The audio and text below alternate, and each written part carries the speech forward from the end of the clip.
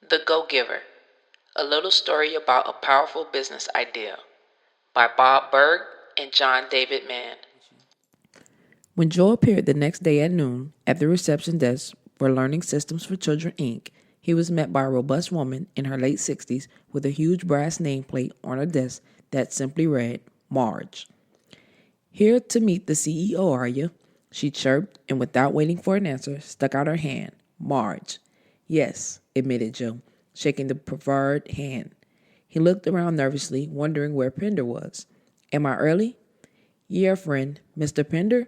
He left a message, said he'll be right along. Don't you worry, I'll set you right up in the conference room. Nicole'll be in to see you after you bring your cup of coffee, a cup of Joe. She laughed at her own inadvertent joke. Joe. Joe followed the woman down a bright corridor. She opened the door to the conference room. Joe began to step inside and stopped dead in his tracks. What on earth? This was like no conference room Joe had ever seen. He had expected to find a long mahogany conference table, polished to a sheen, equipped with the latest in teleconferencing units. Instead, the room was lined with small wooden tables littered with tubs of modeling clay, pipe cleaners of all colors, piles of construction paper, and an endless array of crayons. A row of kids' easels ran along the walls, plastered with finger paintings. More finger paintings decorated the walls. But it wasn't the way the room was furnished that left Joe staring. It was the chaos that filled the room. About a dozen people, ranging in age from their late 20s to early 60s, stood talking and laughing at once, all of them busily engaged in what looked to Joe like the delirious pursuit of making a mess. Some smoothed together lumps of modeling clay, others smeared finger paints on the easels. One woman gazed at the inscrutable tangle of pipe cleaners she held in one hand, as serious as Hamlet regarding Yorick's skull. Joe gaped. He had stepped out of the world of corporate culture and fallen back through time to a kindergarten class. Whoops! Without batting an eye, Marge simply closed the door again and marched down the hall to the next room, beckoning Joe to follow. Other conference room, I guess. In a daze, Joe managed to mumble his thanks as Marge clicked the door and closed behind him. Joe found himself alone in a room, outfitted much like the one he'd just seen. He walked slowly to the center of the room, marveling at the sheer exuberance and unbridled energy of the artwork that covered the walls. The door softly clicked open. Joe whirled to find himself face to face with a smiling young woman. Joe caught a smoky, familiar scent and saw that she carried a glass-pressed pot of coffee. Hi, I'm Nicole. She flashed a smile that made Joe want to reach for his sunglasses. You must be Joe. Joe nodded. Pender called. He'll be in here in 2 minutes. Would you like some coffee while you wait? It's likely to be the best coffee you've ever tasted. Please. Joe finally found his voice again. Thank you. As Nicole began pouring a cup for him, he looked around the room and asked, So am I really going to meet with the CEO? That's what I hear, she replied. Yes, but I mean, are we really meeting in here? She glanced around.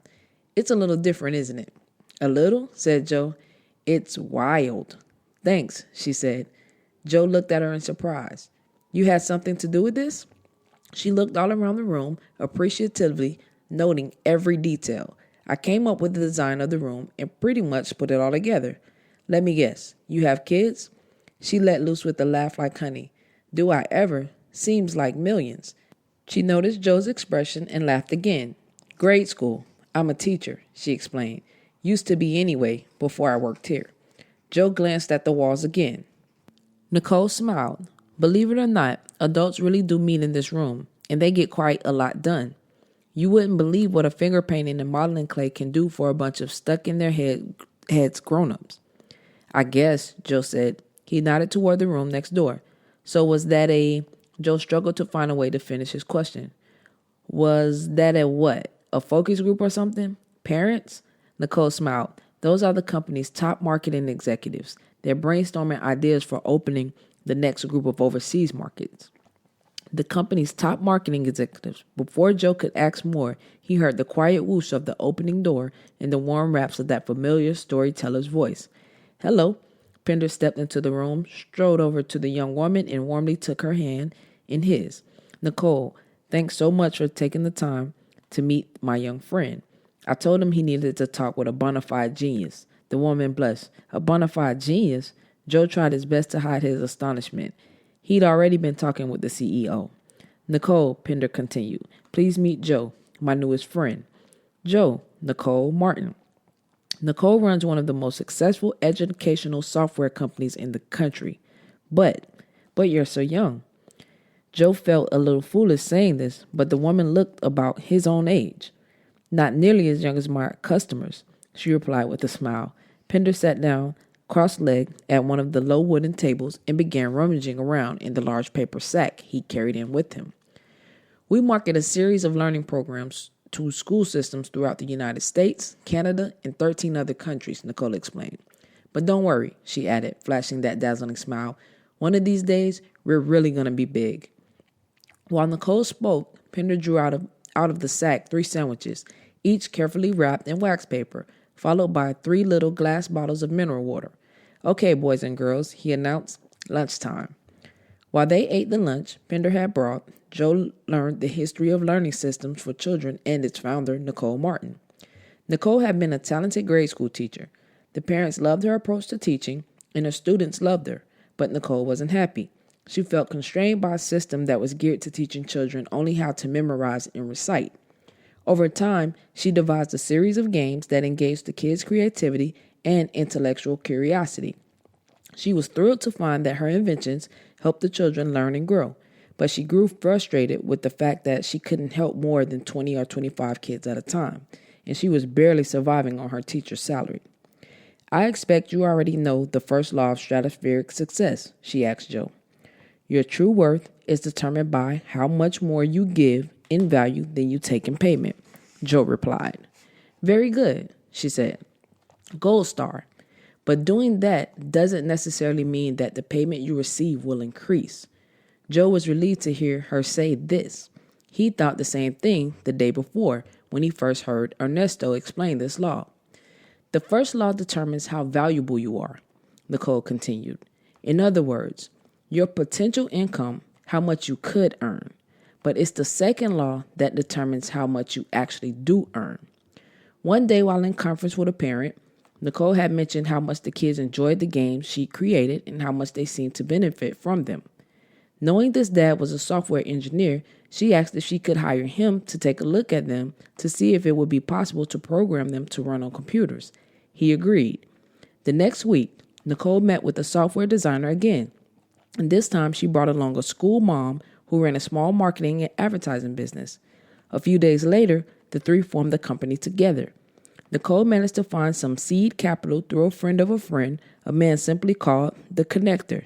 There's that connector again, that thought Joe. He would have to remember to ask Pender about that. Within a few years, their fledgling educational software company was doing over $200 million in sales annual worldwide. As founder and CEO of Learning Systems for Children, Inc., Nicole also did consulting for school systems, homeschooling, organizations, and educational researchers around the country. Through LSC, we expect to touch the lives of 20 to 25 million kids, she pointed out. And that, in a nutshell, is the second law, the law of compensation. Your income is determined by how many people you serve and how well you serve them. She paused, then added, or to put it another way, your compensation is directly proportional to how many lives you touch. Nicole sat and quietly finished her sandwich, giving Joe a chance to let the law of compensation sink in. After a brief silence, he began thinking out loud. You know, I always thought it seemed so unfair, he began, how movie stars and top athletes pulled down these huge salaries, or how CEOs and corporate founders could marshal such gigantic earnings. No offense, he added hastily. She graciously nodded and gestured for him to go on. But people who were doing such great work, such noble work like school teachers, never got paid what they're worth. It always seemed arbitrary. But what you're saying is just not a question of their value. It's a question of impact. Nicole and Pender exchanged brief, exultant glances, delighted at how quickly Joe had grasped this law. Exactly, exclaimed Nicole. And there are 2 amazing things about this. First, it means that you get to determine your level of compensation. It's under your control. If you want more success, find a way to serve more people. It's that simple. Joe thought that over for a moment, then nodded. And the other amazing thing, it also means there are no limitations on what you can earn because you can always find more people to serve. The Reverend Martin Luther King Jr. once said, "Everybody can be great because anybody can serve." Another way to say that might be, everybody can be successful because anybody can give. Pender was watching Joe closely. Now he spoke up. "You have a question?" Joe nodded. He asked Nicole, "I'm curious about that first meeting, the one with the sophomore dad and the marketing mom. Didn't it occur to you that they might just take your ideas and run with them?" Nicole looked puzzled. "Run with them? I mean, steal them. Run with the whole idea and cut you out of the picture." Nicole smiled. "To tell you the truth, I never gave it a thought. All I could think about is how much good we could accomplish." She looked pensive, then gave a rueful laugh. "But I did go through an interesting period of adjustment, and that's when I really started to understand the law of compensation. Once I realized just how big this could grow, I nearly sabotaged the whole thing. Suddenly, it all made me nervous." "Why? Were you afraid it would get out of hand and fall apart?" She laughed. "No, quite the opposite. I was afraid it would get out of hand and become really successful. I was brought up with the belief that there are two types of people in the world. There are people who get rich, and there are other people who do good. My belief system said you're one or the other. You can't be both. The people who got rich did so by taking advantage of everyone else. The people who really cared about others and provided services, policemen, nurses, volunteer workers, and of course, teachers, those were the world's good people, and they could never be rich. They would be a contradiction in terms. At least that's what I grew up believing." Joe was fascinated. "So what happened?" "I watched how hard my partners were working. I saw how many kids' lives we were changing, and I saw that my old belief system was only getting in the way. It wasn't serving, so I decided to change it." "You just decided?" asked Joe. "Yep, decided." "So you can just do that?" Joe said. "Anyone can," she smiled, noting Joe's doubting look. "Have you ever made up a story?" Joe glanced around the playroom conference room. He flashed back to his kindergarten days and laughed.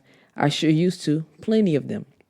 Your life works the same way," she said. "You just make it up. Being broke and being rich are both decisions. You make them up, right up here." She tapped her finger to a temple. "Everything else is just how it plays out." Joe thought back to his Saturday morning conversation with Pender. What you focus on is what you get. All at once, Joe heard a big whoop coming from the conference room next door, followed by a resounding cheer that broke into scattered laughter and applause. Nicole smiled. "I think we just found our new Asia Pacific marketing plan." Pender was on his feet, picking up the wrappers and bottles from their lunch, and before he knew it, Joe was shaking hands with Nicole and thanking her for her time. "What's on your agenda for tomorrow, Joe?" Joe looked inquiringly toward Pender. "Tomorrow we're going to visit Sam," he said. "Ah," said Nicole, "you're going to love Sam." "Sam is Nicole's chief financial advisor," explained Pender. "Mine too." As Pender gave Nicole a hug and said his goodbyes, Joe glanced around the room. He looked at the easel and finger paints, the clay and construction paper, and all the other kindergarten paraphernalia, and a thought struck him. "They make up stories," he mused to himself. "They sit here in this room and make up stories. They paint them, model them, and then go make them happen all over the planet. $200 million worth. You just make it up," she said. The second law, the law of compensation. Your income is determined by how many people you serve and how well you serve them.